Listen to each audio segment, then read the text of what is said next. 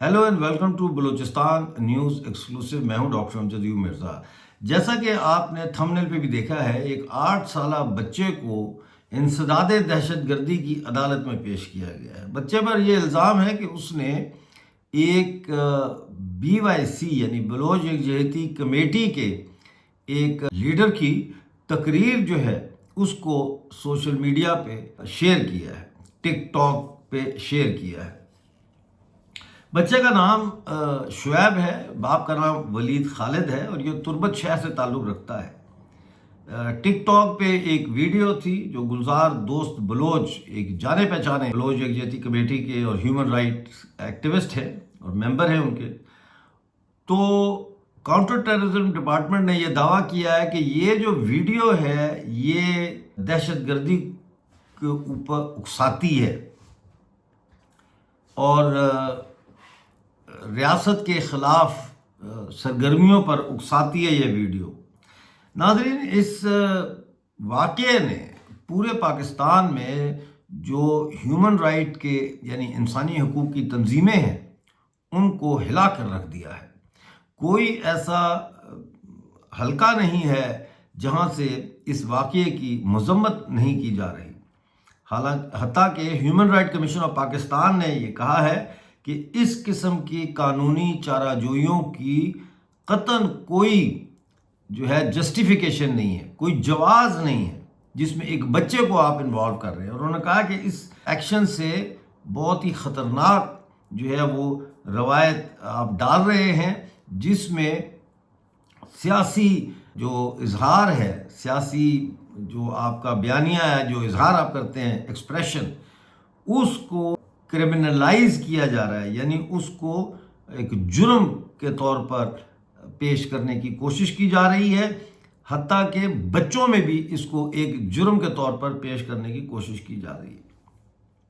जो तुर्बत के मकामी ज़राए हैं उन्होंने कहा है कि इस FIR में जो दर्ज की गई है इस बच्चे के ख़िलाफ़, ये स्कूलों की छुट्टियों के ख़त्म होने के करीब हैं और क्लासेस में ये अब जाएंगे बच्चे।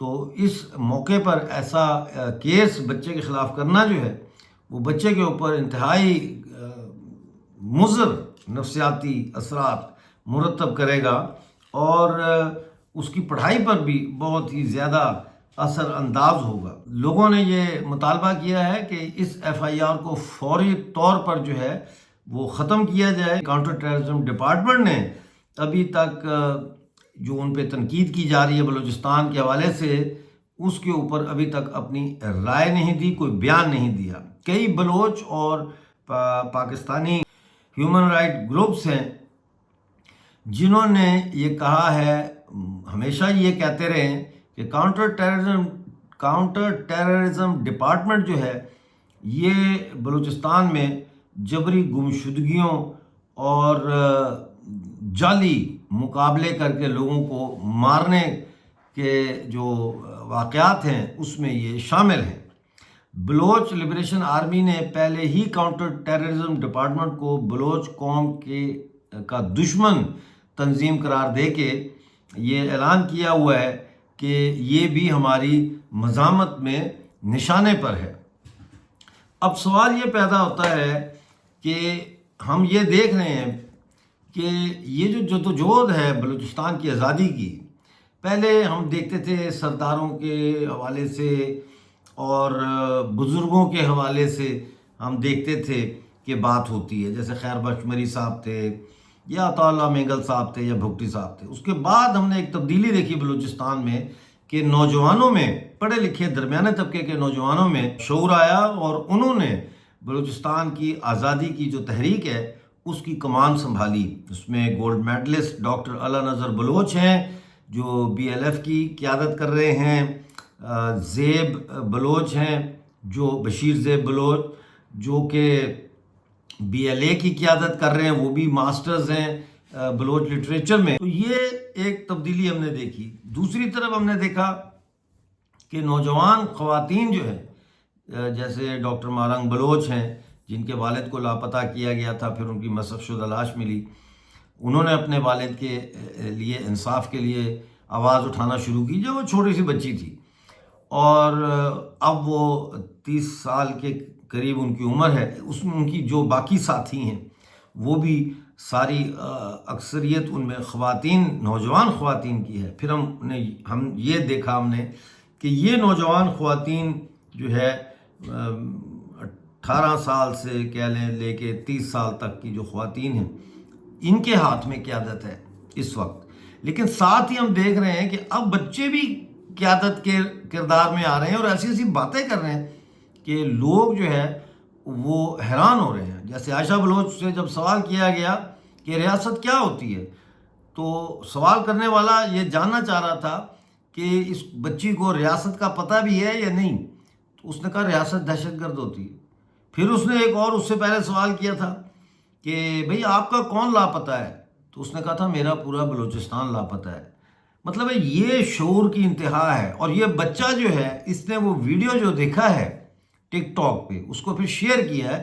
تو اس کا مطلب یہ ہے کہ اس ویڈیو نے اس بچے پہ اثر کیا اور وہ بچے نے خواہش اپنی کے تحت جو ہے اس کو دوسروں کے ساتھ بھی شیئر کرنا ضروری سمجھا ہے.